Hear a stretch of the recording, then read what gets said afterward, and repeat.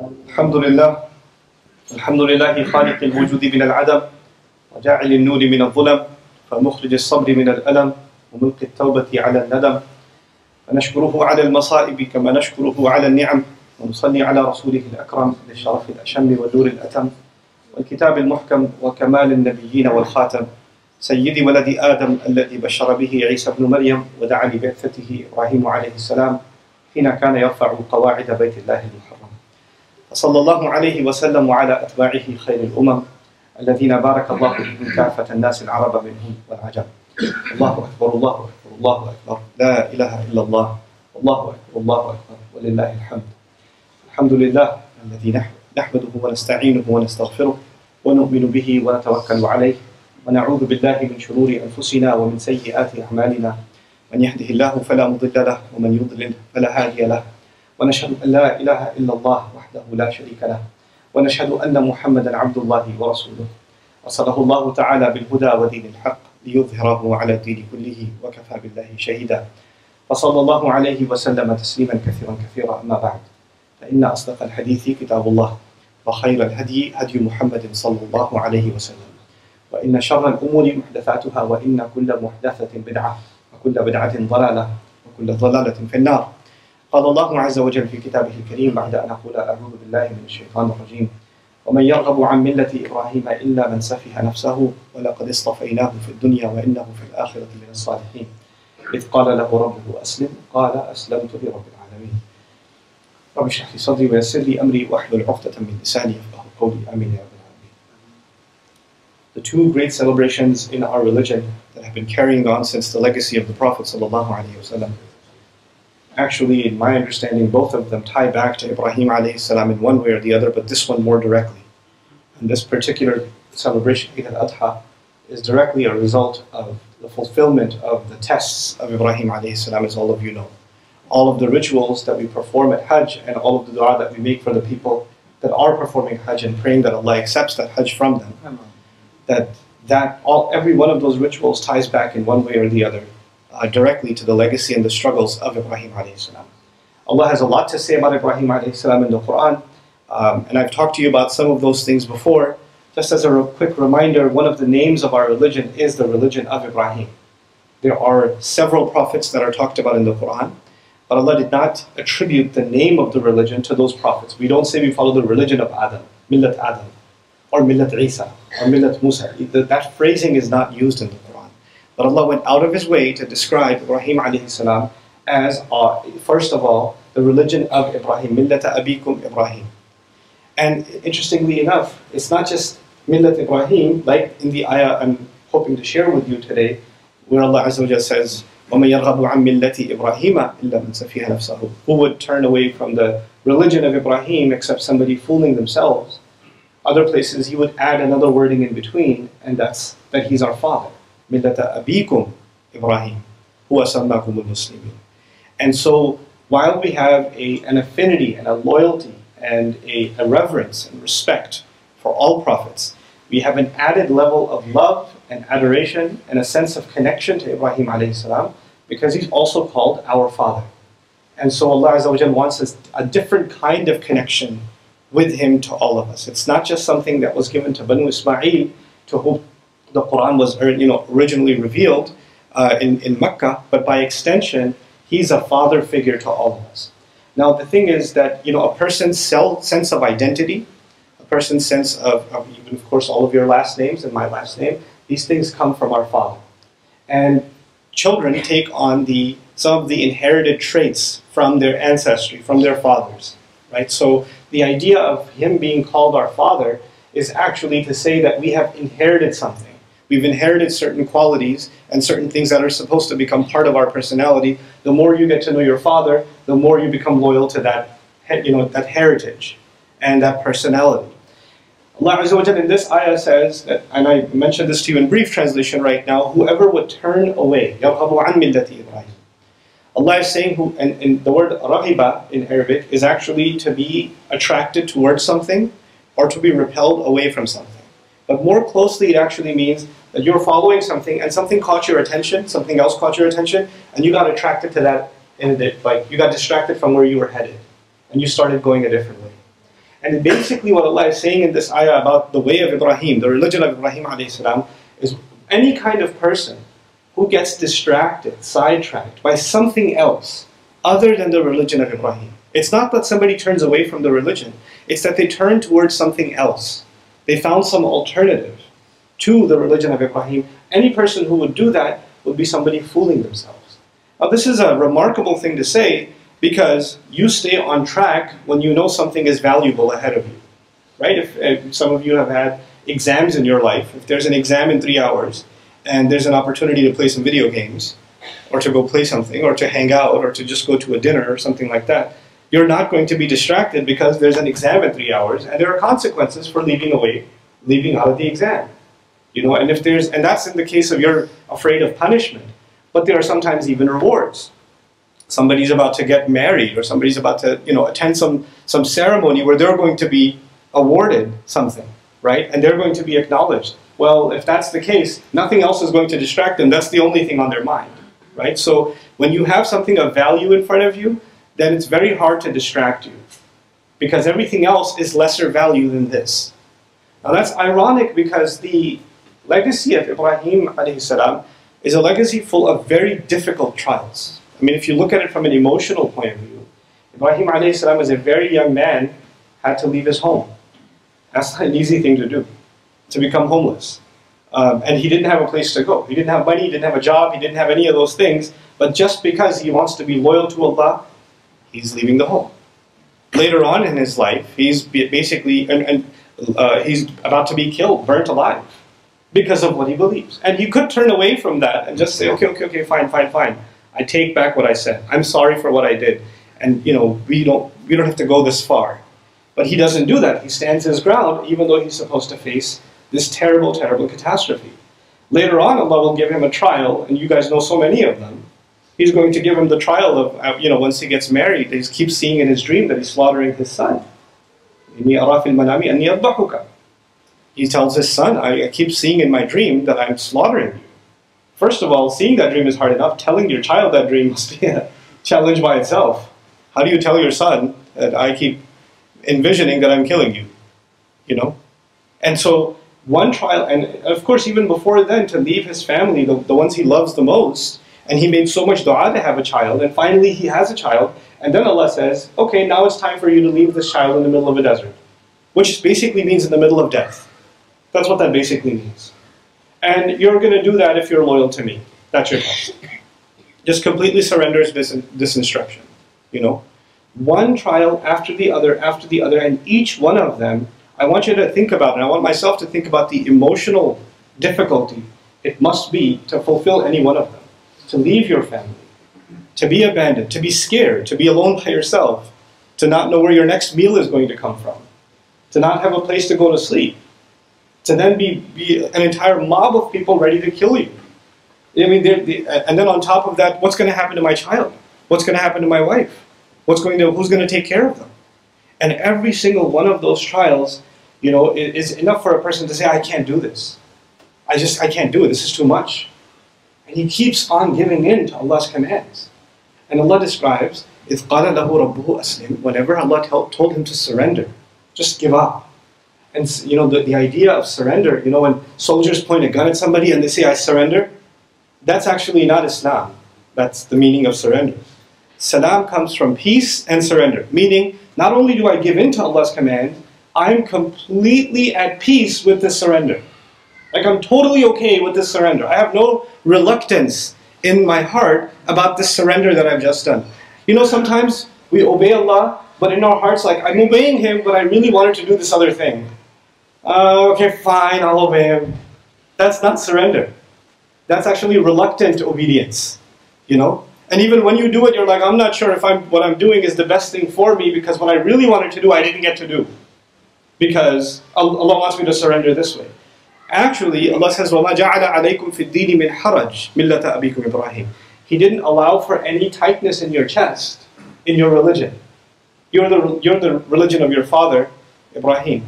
You're the way of your father, Ibrahim. Why did he say that? Because when we are to learn from the heritage of Ibrahim ﷺ, we have to learn to submit our emotions, not just our actions. And that's really what my khutbah is about today. It's not that Allah is just demanding ourselves to pray, or He's demanding us to sacrifice an animal, or He's demanding us to fast. Those are the submission of our body and our limbs. But He actually wants our emotions to be submitted. Like He wanted Ibrahim a.s.'s love for his family to be submitted to His love. He wanted his fear of a burning fire to be submitted to the fear of Allah. He wants every one of those emotions to be checked. And the thing is, you can obey Allah and I can obey Allah on the outside. It's actually not that hard to pray. It takes a couple of minutes. It's not that hard to eat halal. It's not that difficult. But the emotions inside that we have that people don't see, the thoughts that we have that people don't see, submitting them to Allah, now that's a real challenge. That's a very difficult thing to do. To submit, to surrender my love and my desire and the things I want, the things I've been thinking about, and to make sure they are under Allah's submission. They're not going to cross Allah's lines. And when Allah wants me to give up some of them because they're not okay, they're not permissible, I'm going to happily give them up. And how can somebody develop that kind of thinking? It's an easy thing to say, but how do we develop that kind of thinking? You see, this is why Ibrahim a.s., Allah didn't just say he submitted. He said, إِذْ جَاءَ رَبَّهُ بِقَلْبٍ سَلِيمٍ. He came before Allah with a heart that was at peace.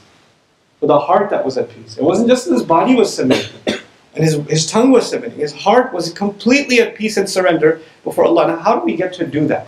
Well, the thing is, if you think about the things we give into, if you and I think about the things that we do, in fact, do, and sometimes we do them in disobedience to Allah, it's because we fall in love with something, or we really want something, and that love and that desire for it, or the fear of something else, is so powerful that we can become blind to everything else. You can't see anything else. Allah Azza wa Jalla wants us to understand that the love He has for you and me, and the love we're supposed to have for Him, is so powerful. First of all, His love for us, before we understand our love for Him. Because often, even when I was younger, I'd hear khutbahs about how we have to love Allah, we have to love Allah, we have to love Allah. And I used to keep thinking, sitting in the khutbah, how do you do that? How do you love Allah? I don't get it. I know how to love video games. I know how to love my favorite movie. I know how to love my family. I don't know how to love Allah. What does that even mean? How am I supposed to love Allah? The thing is, if you and I can recognize how much love He gives us, it becomes easier to love Him. When we internalize that nobody will care for you, nobody will love you, nobody will provide for you, nobody will give up on you like Allah. Everyone else that you and I love, that we care for, if we mess up, they're going to get upset. They're going to get upset. It's not, they can say, I love you unconditionally. It ain't unconditional. If you cross the line with somebody, if you disrespect someone, if you cheat someone, if you hurt someone, if you abuse someone, maybe first, second, third time they might take it. They might tolerate it, but a time will come where they're going to say, I can't take this anymore. I loved you, but I don't feel that anymore because I'm not feeling it from you, so I can't give it back. Because love is a reciprocated emotion, and if you're not getting it, it's hard to give back. And you can get to a point where there's someone that you love so much that all you do is think about them, to the point where you're so numb that even when you see them, you're like, I wish I could go somewhere else. I don't want to see them. Now, how does that happen? Because that love has been violated over time, and the love you may have has been decreased and decreased and decreased and decreased. The thing with our love, with Allah's love for us, is we violate our love for Him all the time. We disobey Him all the time. We forget Him all the time. We disregard Him all the time. He asks us not much. He asks us very little, and we don't even do that. And we do it all the time. We dismiss His words all the time. It's easy to understand when you're talking to somebody and they're ignoring you. You can see that they read it, but they didn't respond. What does that do to you? Excuse me? How are you? I just talked to you and you ignored me. I just said hello. Hey, what's up? I miss you. Where's my I miss you back? Where'd it go? You get really upset when you express love, you express care, you communicate, and it's not reciprocated. Right? And you get, hey, how come you keep sending me to voicemail? How come you're never available? How come you never have time? These things make you upset because you have expectations from someone else. Allah Azza wa Jalla communicated with us, yes or no? And He knows we received it, yes or no? And we don't respond. We don't respond. And that's every right for Allah to actually be upset with us. But He doesn't. You and I continue to breathe. our lungs continue to fill with air. The blood vessels continue to flow. The provision continues to come. Our health is not an automatic thing. There are enough bacteria inside of us to kill all of us. There are enough of them inside.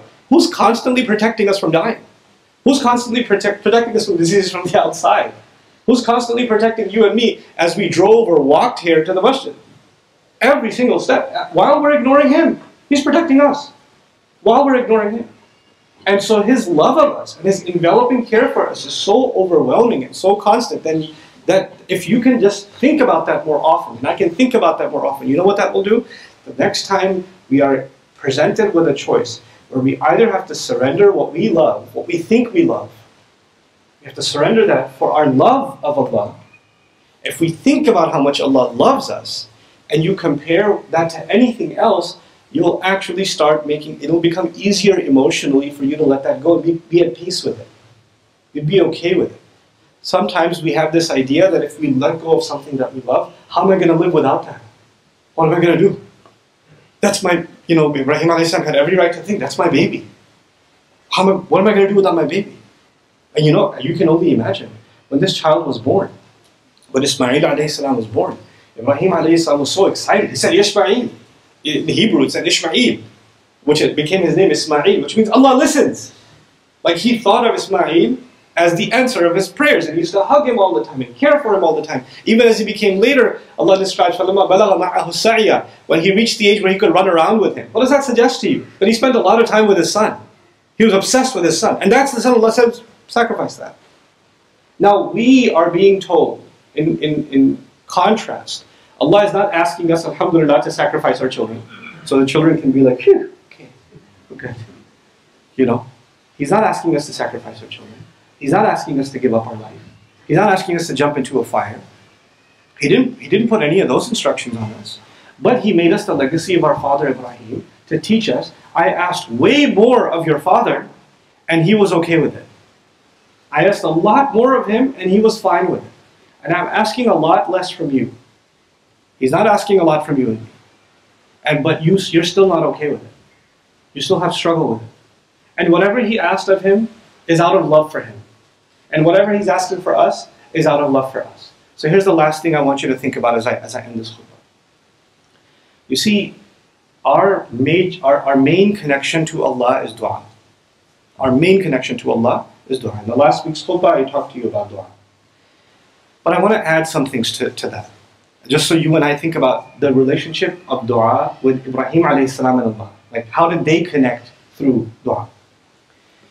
You see, what we learn from his legacy is that when you completely, in your heart, give up before Allah, then you will have the ability to face any problem. When you give up, you surrender that Allah knows best. And if He wants me to do this, that's what I'm going to do. And you give in, and you just do it, completely trusting Him, and letting go of all of your doubts, all of your fears, all of your anxiety. You just let that go. You let your heart, before your actions, before your tongue, you let your heart be at peace, and you give up, then Allah will bend the laws of nature for you. Then Allah will make a fire cold.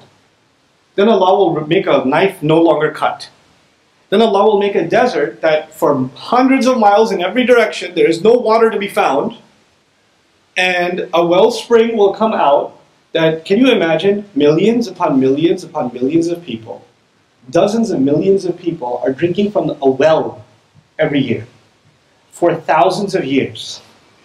Just imagine the amount of water that's coming out from the middle of a desert.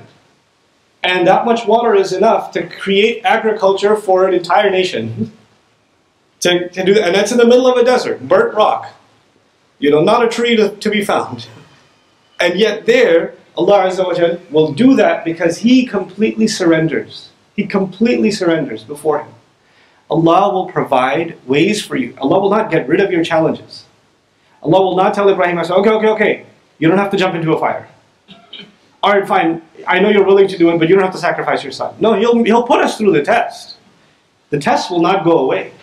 No matter how much dua you and I make, the dua will not get rid of our tests. Well, you know what dua can do? If we completely surrender before Allah peacefully, then He will give us miraculous strength to deal with that test. Like you thought it was impossible to go through that test and you just go right through it. He'll go right through it. And that's actually the power of dua. The dua, when it comes with surrender before Allah. You know, it would have been much easier if we just, if the dua was there to get rid of our problems. My first dua would be, Ya Allah, kill shaitan, problem solved. Everybody make dua, let's just get shaitan killed, then, you know, we don't have to deal with anything. It would have been much easier if Musa alayhi salam, Allah gave him a giant snake, right? He gave him a giant snake. When he walked into the Pharaoh's castle, he didn't have to give a whole speech. He could have just dropped the snake, let the snake eat Pharaoh, we're done. Egypt's problem solved. Allah does not get rid of your problem. Allah gives you the strength to deal with your problem. And that strength comes from dua. Yes, Allah will provide. Allah will give rizq. But Allah will not get rid of our challenges. Actually, this world is challenges. وَلَنَبْلُوَنَّكُمْ بِشَيْءٍ مِنَ الْخَوْفِ وَالْجُوعِ وَنَقْصٍ مِنَ الْأَمْوَالِ وَالْأَنفُسِ وَالثَّمَرَاتِ وَبَشِّرِ الصَّابِرِينَ. We're absolutely going to put you to the test with all kinds of things. Bishay. Some of them will have to do with fear. Some of them will have to do with hunger. الخوف والجوع ونقص من الثمرات. You know, with loss of money, loss of children, people, loss of people. It's interesting. He said والأنفس. He didn't say children. People, meaning you might lose people in your life because you submit to Allah. People you love. People you care about, but being close to them is making you disobeying Allah. So you might get rid of some of those. You might have to, you know, wash those people out of your life because you're surrendering to Allah, and that's going to hurt because we love people. And then this is what thamarat and fruits, meaning fruits is a farmer puts in work, a gardener puts in work. The fruit comes at the end of the season.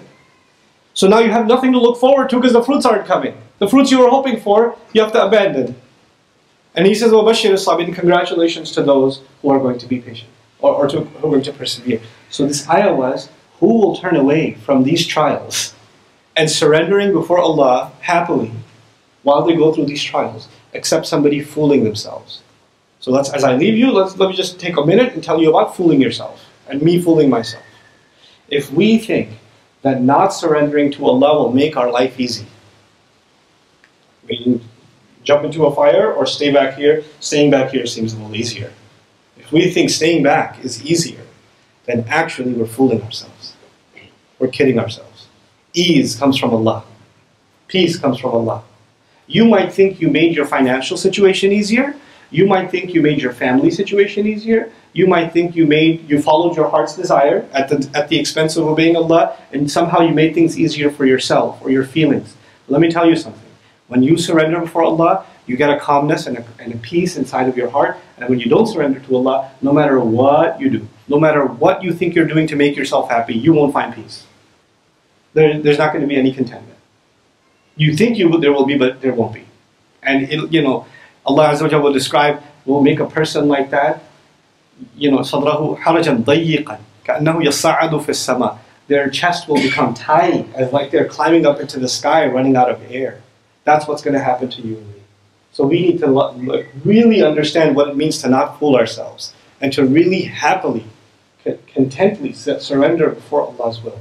And Allah Azza wa Jalla give all of us the strength of heart to do that and to contemplate that for ourselves and to really become part of the religion of Ibrahim alayhi salam. Barakallahu li wa lakum fil Qur'an al-Hakim wa nafa'ani wa iyyakum bil ayati wa dhikr al-Hakim. Allahu Akbar, Allahu Akbar. La ilaha illallah, Wallahu Akbar, Allahu Akbar. Wa lillahi alhamd. Eid Mubarak to all of you.